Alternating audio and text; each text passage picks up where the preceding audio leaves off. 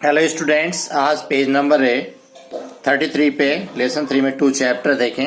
U D don't know, मुझे नहीं पता पिताजी।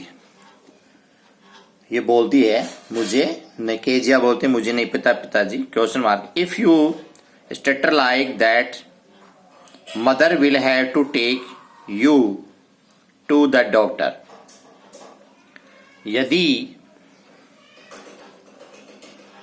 यदि तुम इसी तरह कहलाओगी, स्टेटर होता है कहलाना, यदि तुम इसी तरह कहलाओगी तो माँ को तुम्हें डॉक्टर के पास ले जाना पड़ेगा। तो माँ को तुम्हें डॉक्टर के पास ले जाना पड़ेगा। चिकित्सक, डॉक्टर की होता है चिकित्सक। सी नेवर स्टेटर्ड विथ अदर पीपुल। तो ये स्टेमर होता है हकलाना, स्टेमर हकलाना, और इसको स्टेटर्ड बोलते हैं। इसका स्टेमर दूसरा मीनिंग भी होता है जिसको हकलाना बोलते हैं। वह दूसरे लोगों से बातचीत करते समय कभी नहीं हकलाती थी। वह दूसरे लोगों से बातचीत करते समय कभी नहीं हकलाती थी। Had quite given it up. तो हैड गिवन इट अप होता है छोड़ दिया था, गिव होता है छोड़ दिया, और हैड इसके साथ है। बट ओनली विथ फादर, लेकिन किंतु केवल पिता के साथ, केवल पिता के साथ। बिकॉज क्योंकि then she was trying so hard to say the words properly. Properly यानी उचित रूप से। बातचीत करते हुए केवल अगलाती थी केवल पिताजी के साथ, क्योंकि उस समय वह शब्दों को सही ढंग से बोलने के लिए अत्यधिक प्रयास कर रही होती थी। शब्दों को सही ढंग से बोलने के लिए अत्यधिक, शब्दों को सही ढंग से बोलने के लिए अत्यधिक प्रयास कर रही होती थी। वॉट इज द मैटर, क्या बात है। What are you looking so wretched about, तुम किस बात पर इतनी दुखी दिखाई दे रही हो। रिच्ड होता है दुखी दिखानी, दुखी, WRETCH, दुखी। तुम किस बात पर इतनी दुखी दिखाई दे रही हो। मदर, माता उसको बोलती है। What are you sure, I wish you taught this child not to appear on the brink of suicide.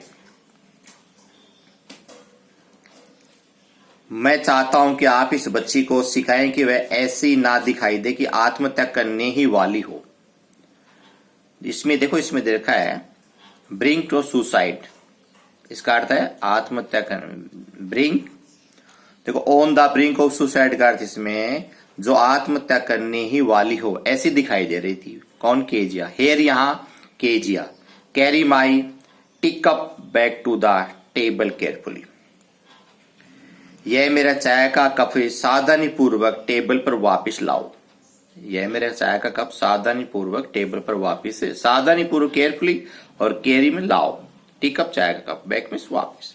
He was so big, वह इतना बड़ा था। His hands and his neck,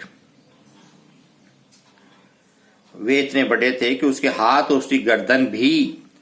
specially, विशेष रूप से हिज माउथ व्हेन ही यान, विशेष रूप का मुंह जब वे जम्भाई लेते थे। यान होता है जम्भाई लेना, इसको उबासी बोलना बोलते हैं। मुंह खोल के जब लेते हैं तो उसको जम्भाई बोलते हैं इसको। वह इतने बड़े थे, उसके पिताजी के लिए आई है कि उसके हाथ और उसकी गर्दन भी बहुत बड़ी थी। विशेष रूप से उनका मुंह जब जम्भाइयां लेते थे, यान मीन जम्भाइया। Thinking about him alone was like thinking about a giant. उनके बारे में केवल सोचना ही ऐसा था मानो कि वह दानव के बारे में सोचना हो। जाइंट होते दानव, राक्षस। उनके बारे में सोचना केवल ऐसा ही था मानो कि वह दानव के बारे में सोचना हो। जाइंट भी होता है राक्षस या दानव। On Sunday afternoon grandmother sent her down to the drawing room to have a nice talk with father and mother. रविवार की दोपहर बाद दादी माँ उसको अपने माता पिता से अच्छी बात, नाइस टॉक होता है अच्छी बात करने के लिए बैठक के कमरे में भेज दिया करती थी। बैठक के कमरे में भेज दिया करती थी। सैंडविच भेजना ड्राइंग रूम बैठक कमरे में, और नाइस टॉक अच्छी बात संडे के दिन। किससे? अपनी माता और उसके पिता के साथ। But the little girl always found mother reading and father stretching out of the sofa. लेकिन किंतु छोटी बच्ची हमेशा ही माँ को पढ़ते हुए और पिता को सोफा पर पसरे हुए या फैल कर लेटे हुए देखती थी। स्ट्रेच यानी फैले हुए थे आउट ऑफ द सोफा पे। His hand kerchief on his face, और हैंकी जिसको बोलते हैं शॉर्ट रूप में हैंड kerchief, चेहरे पर अपना रुमाल डाले हुए रहते थे। His fit on one of the best questions, और